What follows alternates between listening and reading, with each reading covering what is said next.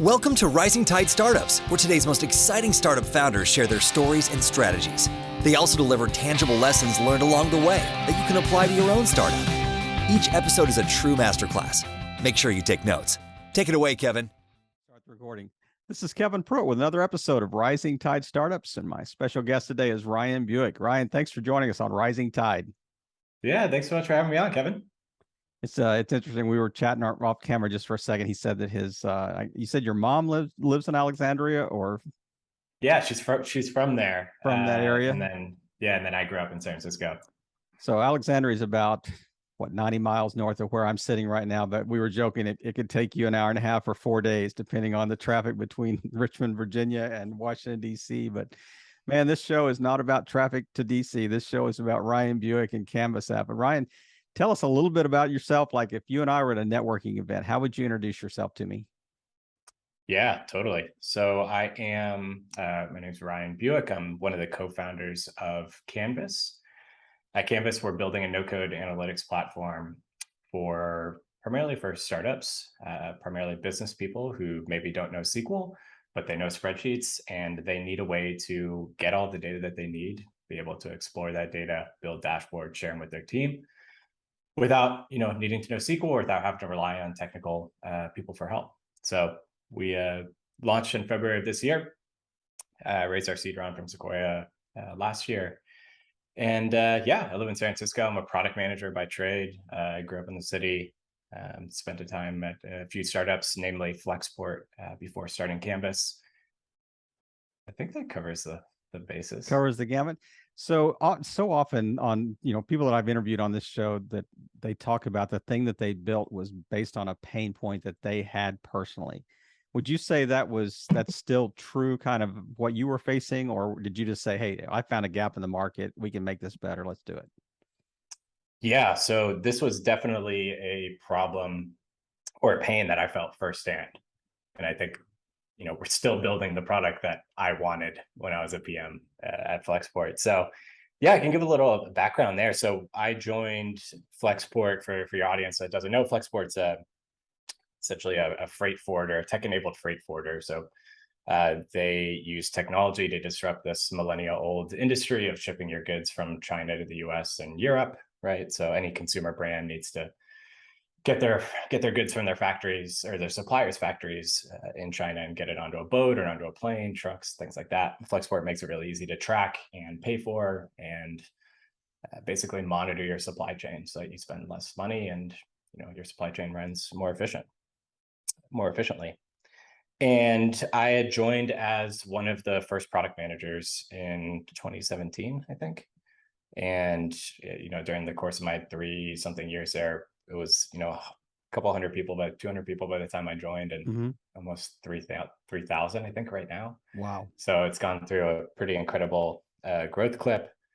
And one of the problems when I showed up was, before I sort of had data handed to me as a product manager, right? You were able to go to some dashboards, maybe ask somebody for a report. And at Flexport at the time, we were too early. We didn't really have that function built out. And so I had to essentially say, okay, how am I going to justify the ROI in these different projects and different features that our team is going to, want to prioritize? And how can I monitor, the usage of those features once we roll them out? And, how can I effectively make an objective case for the things that I want to do as a product manager without having a dedicated data analyst? Right. I knew a little bit of SQL, but not a ton.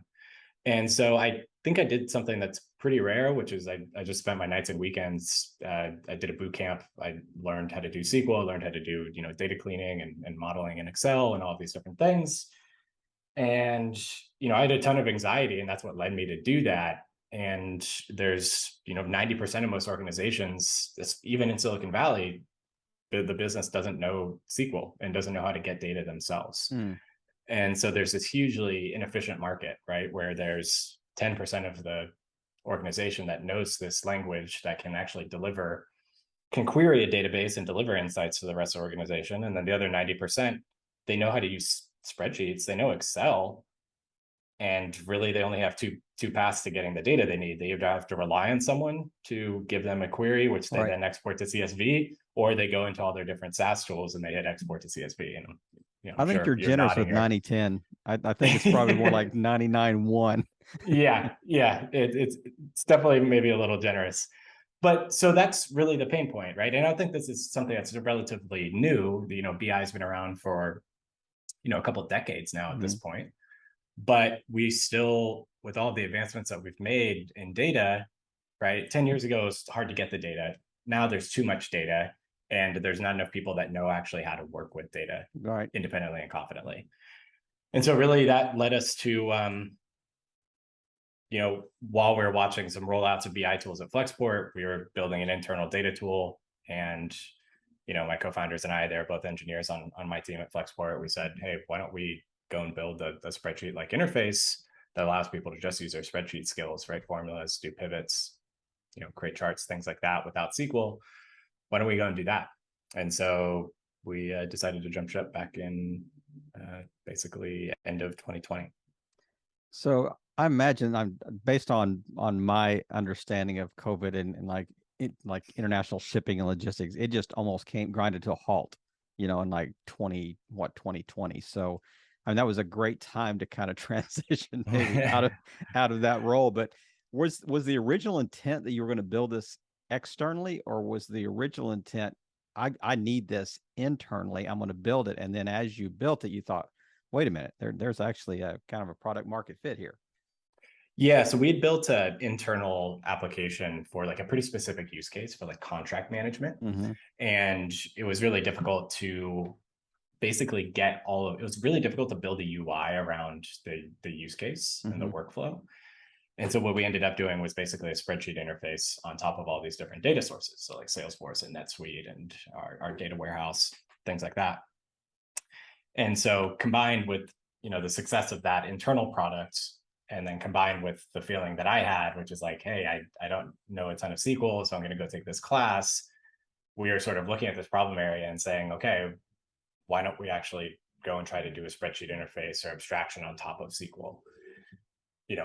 And yeah, so that's really what led to starting it. And it was pretty different. We didn't want to make like a specific, contract management application. We wanted to just do this big horizontal play and really try to say like, hey, the Tableaus and the Lookers have gotten really far and have done amazing things for data, but we still end up with essentially the status quo of 10 years ago, which is most of the business is still just exporting data into CSVs and having to update it with fresh data every Monday morning, or relying on a pretty messy patchwork of, maybe you're lucky if you get a Python script to automate some data into a sheet, but most often you're just doing it manually. So that's really the confluence of a few things that led us to start it.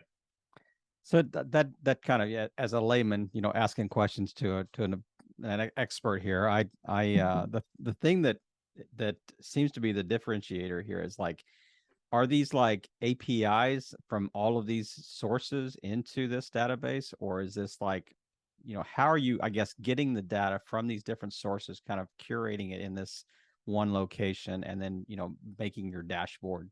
What's the magic? I mean, without any IP that you're sharing here that you don't want to share, what's the overall process or general process that you had to build? Yeah. So I'll maybe break down what the current status quo is today of data, and then I'll talk about what we're doing. So the current status quo is really, you have a couple of different parts of a data stack, or a couple of different parts of a data strategy, and it's doing sort of tiers, levels. On the first level, you basically have like your customer data collection platform, right? So this is like Segment. If you've ever used that tool, you're basically collecting events from a bunch of different places. On the next layer, you have all of your different SaaS tools, and you need a way to get all of your SaaS tools data into a data warehouse. And the reason why a data warehouse is important is because it allows you to actually centralize all your data in one place. And then you can actually join different data sets across. So you can join your product data, you can join that segment data, you can join it with your Salesforce data, you can join it with your NetSuite or Stripe data, right? Assuming that it's all there. If it's not all in the same warehouse, then you can't join it together to form new insights. And so typically what you do is you have something like Segment for collecting some data, you have your SaaS tools, and then you usually get a tool like Fivetran or Stitch, and that's to extract and load and send that data into your warehouse. And then once it's in your warehouse, and those are all APIs, right, that are just streaming that data on a semi-daily basis, daily basis. And then once you get into your warehouse, and you've probably heard of like Snowflake or Redshift or BigQuery's, Google's data warehouse. Once you get in there, then you're basically transforming that data, modeling that data, making it easier to reason about. And the traditional BI tool sits on top of the data warehouse. And so it allows, people that do know SQL and maybe don't know SQL to access that data in the warehouse. And so we offer, just like other BI tools, we offer a front end to that data. But we actually do something quite different than most BI tools, which is we actually roll up that entire data stack that I just mentioned and offer it as a service. And so what we found is that a lot of early stage startups, they don't want to go through this whole, they don't know how, and they don't want to go through this whole procurement journey of saying, I just want a dashboard. Why do I need to buy 4 different tools and have someone to maintain this tool, or get a consultant to go and implement it, and spend all this money just to get a handful of dashboards? Like, why is this still so hard? It feels like we have we're solving a headache with, beheading, right? Not just startups. I'd say that there's a lot of yes, legacy business. Yes, totally. And so it seemed like this thinking of this modern data stack, and I'm giving air quotes, is really what it's called. Is you have Snowflake, you have Fivetran, you have a BI tool on top of that, and you have dbt to model your data. It seems like that is definitely world class, but not everyone needs necessarily to go and buy and do that world class procurement themselves. And so what we do is actually we partnered with each one of those companies. So we partnered with Fivetran, we partnered with Snowflake, and we partnered with dbt, which is a data modeling tool.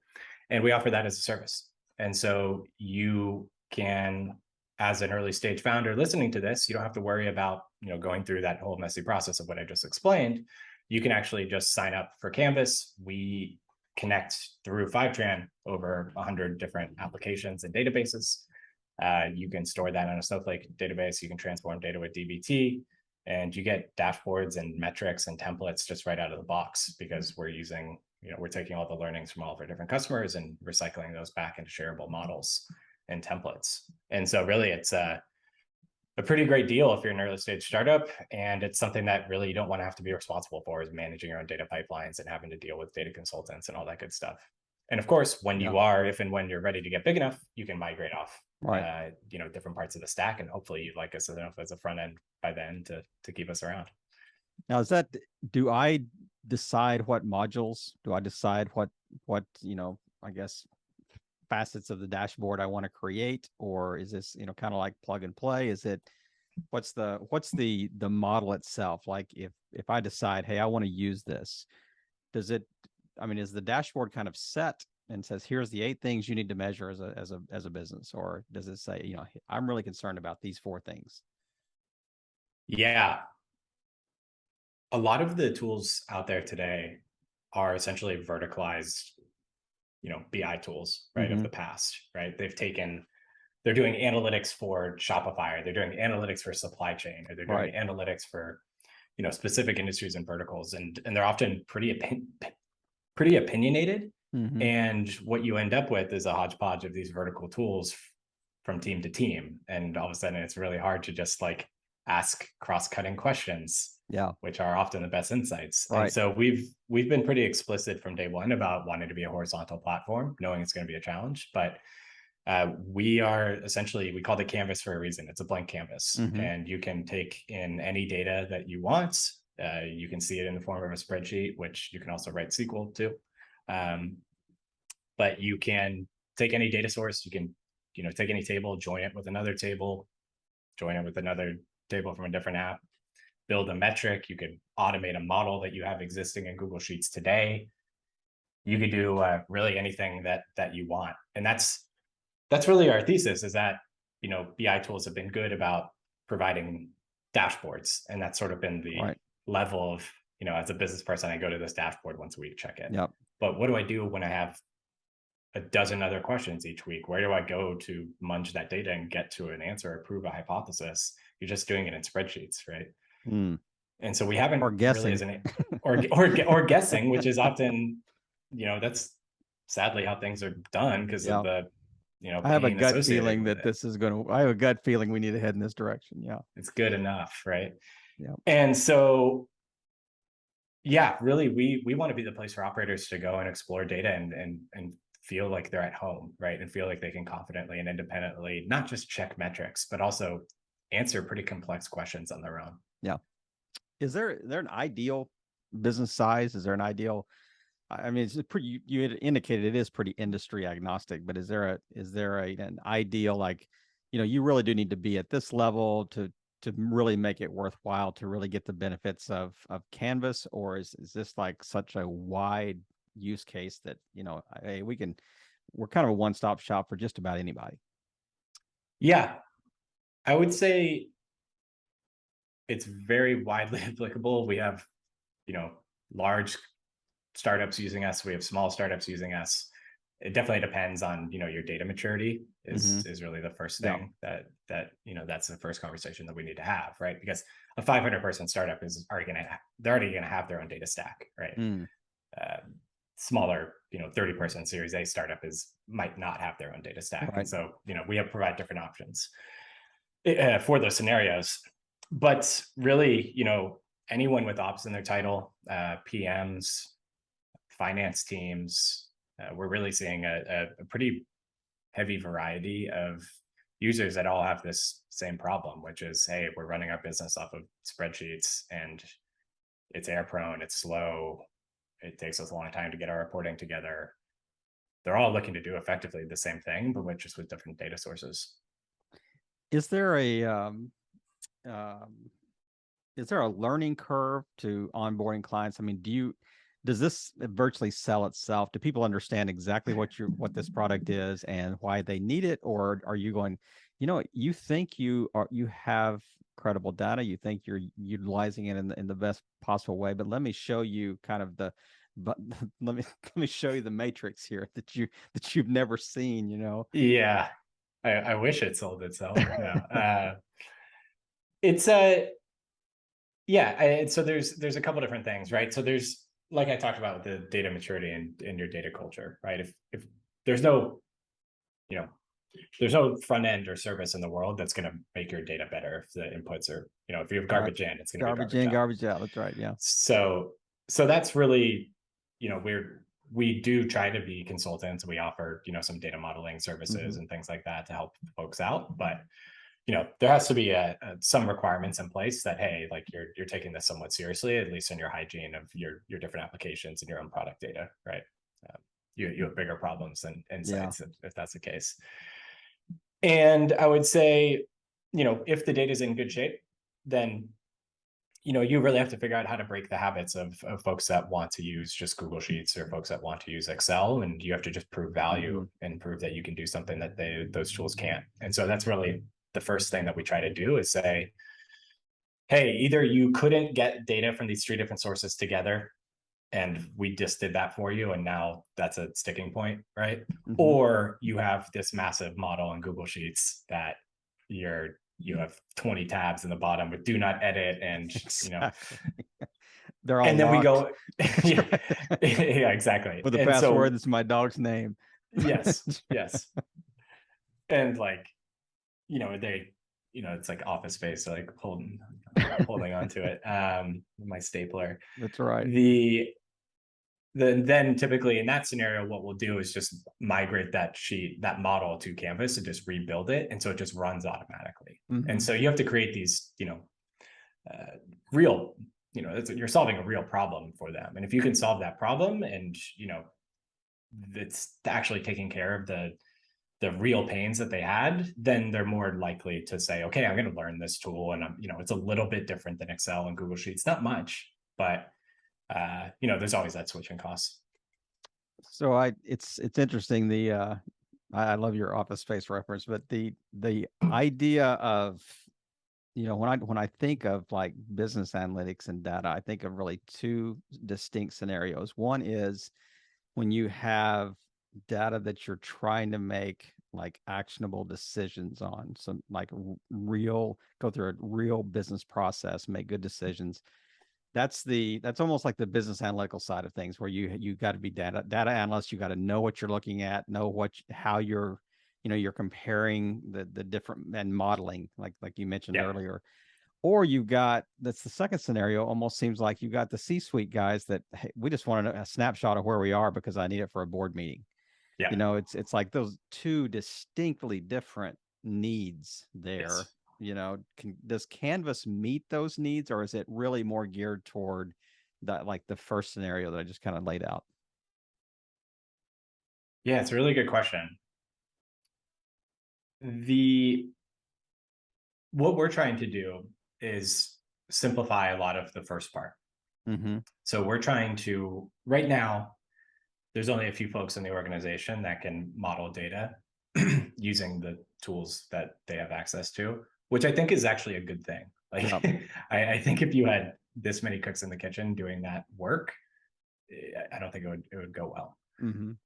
What we are trying to do, though, is not add more owners to that process, but add more contributors to that process. Mm-hmm. Where right now, if you're going through an organization, a process of trying to model out your organization and model your business, it's not great that this one small team of analytics engineers or data analysts has to go out and survey the entire organization, who has very limited context on what the data model is, or what the data looks like, or the shortcomings of the data. And so what we're trying to do is really not only make it easier for business people to access and explore and really get to know this data, which increases their literacy and their understanding of the problem area, but eventually we also want to create a way for them to go and say, contribute to the data modeling that's going on, and say, hey, I have something that I think that I've created that's really valuable. Can you vet this and maybe put it back into our data warehouse? And that's a really powerful thing if that starts to happen across the organization, because you have folks that are able to generate pretty incredible things in Excel and Google Sheets, but they can't live anywhere permanently in a database, right? They're just ephemeral. They're outside of the purview of the data team. And a lot of data teams are, in fact, just like, hey, if it's not in the warehouse, it's not our responsibility. So it's up to you to make sure that's right. And so if we can actually create a chance to collaborate across these different teams, I think that's really powerful. And I think that's ultimately where this has to keep going to. You can't just keep having this incredibly inefficient market. Yeah. You can't for long, because you're going to run out of runway. But I can see also the benefits of just more context, outside of just the little environment that particular spreadsheet lives in, or whoever created that spreadsheet lives in. I mean, just the cause and effect across the organization, that you can really measure, effectively. But I got one other question before we kind of shift into the kind of our mentoring moment and really kind of get inside your head here. But the idea, how quickly can you be up and functionally running? Like if my business says, hey, yep, let's do it, except October 1, how quickly is this thing producing really usable data, effective data? So, and maybe there's a bit of advice in here as well, is we wanted to really stand out and try to be different in as many areas that we thought mattered from the competition and from the existing market, right? BI is a bloodbath of a space. There's a million different vendors. And something that we really wanted to focus on from day one was saying, hey, this needs to be a self-service experience. It needs to be a product that leads with itself, and we will sell to people and try to upsell people that sign up for the product, and not as much the other way around, right? And because of that, we've made it really easy. So you can sign up without talking to us. You can connect your SaaS tools or your data warehouse or whatever data source that you want in a handful of minutes, and get started building. And that's really the most exciting, kind of the thing that gets me out of bed every morning, is like the reaction when you get from people watching them go through this flow for the first time, and they've said, like, I've never seen my data like this before. I've never been able to do this before. And that's so cool. So yeah, I would say if your data's in good shape, you've taken care of your Salesforce, hygiene and things like that, and Stripe, you can build a dashboard in a few hours. This is a dumb question, but how do I know that? How do I know what the health of my data is? I'm assuming it's good, Yeah. I think, I mean, the first one that I always look for is like, do you have duplicates in your data? Like, have you, if it has, who's been the Salesforce admin and how many fields are, malfunctioning, Exactly. right? How many little asterisks do you get in all your spreadsheet fields? Yeah, I mean, you can export data from Salesforce. Like, I would say you'd have a decent chance of seeing what that looks like. Other than that, like seeing, one like clear, obvious tells are like, date fields that are strings, right? Or values, integers in your database that are actually strings, right? Things like that that are right off the bat that are like, or just okay, data completely out of whack, like results just completely, like there's no possible way we generated 14 million in revenue in February, that type of thing. Yeah, that's another one. Is you get conflicting narratives from different teams, right? That's usually the first like major sign that you need to start getting your data in order. Is no one can actually, first of all, as a CEO, how long does it take to get an answer back? And if you ask and you A/B test two different orgs or two different people, and the numbers are off by a factor of whatever, then you probably need to figure out what's going on and try to clean that up. Time to call the data doctor. We need to bring him in for a home visit here. So, man, this is really good. I really appreciate you taking the time today. But as we kind of wrap up today, I really wanted to just kind of get inside the mind of a CEO here and somebody that's kind of walked the path for a few years ahead of a lot of our listeners. And what are just one or two really salient points that you just leave us with, just kind of one-liners and in context that say, I wish I'd have known this really when we launched, Canvas app here. We really would have made a difference in how we led our team, how we generated revenue, how we marketed better, anything. I mean, this is your time. So just, kind of take the mic for a couple of minutes. Yeah. Man, how long do you have? So I think the one first, or two biggies. Yeah, not the 15 you did yesterday. That's right. I think the first thing, and this is actually one of our values, is just do it now. There were so many instances early on where we overthought something or thought that it had to be perfect. Or thought that we had to consult a few people, and we found that if we just took the call and we just did something in the moment, that it almost, it's gone pretty well for us so far. I would say like getting rid of that anxiety is huge, because it's almost like a form of imposter syndrome, right? It's like you're not ready, and I think the only way that you're going to get analysis there is paralysis. That's right. Yeah. It's just like get into it, jump into the fire. If something bad happens, then at least it's most people are willing to give you time or a second chance to go recoup. Yeah. And then I think the other thing is just writing about your problem area, writing about the the people that you're talking with, writing about the research that you've done, writing about your product, and writing about just the space in general, whatever you're in. It's incredible what you put out into the internet and just watch what comes back. I think we shied away from content for a while, and at least I regret it, because when we started doing it, a couple of months back, is just pretty incredible, the number of conversations and the number of people that are genuinely passionate and interested and have connections that they'll come in and bring you to. And there's just so many good things that can happen from externally to you from writing down your thoughts, but also internally.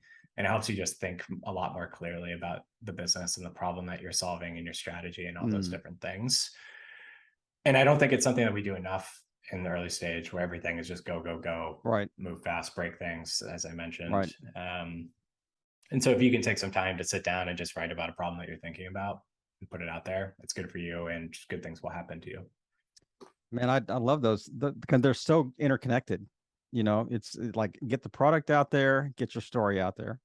Yeah. I mean, it really is just very succinct but yet is so broadly encompassing, of what you're doing. And I love that.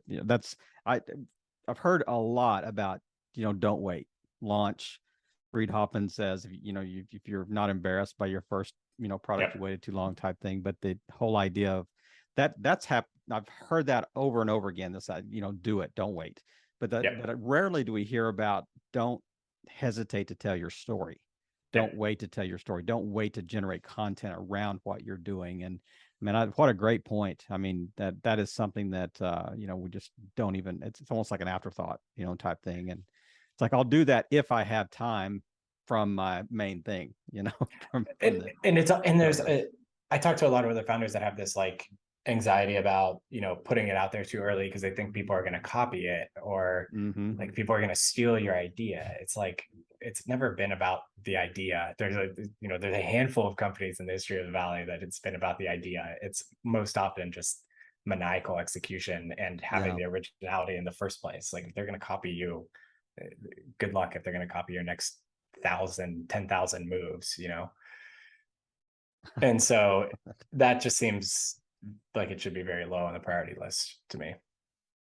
Absolutely. Ryan, thank you, man, for just taking time today to chat on opposite ends of the coast here. We got the whole U.S. covered here under the umbrella of Rising Tide Startups. But I just thank you again. It'll be really interesting to kind of watch the growth pattern and the upward and right hockey stick of Canvas over the next 2 or 3 years, and then we'll have you back so how did you spend your first million, that type of thing. So, but man, thank you again. I hope so, man.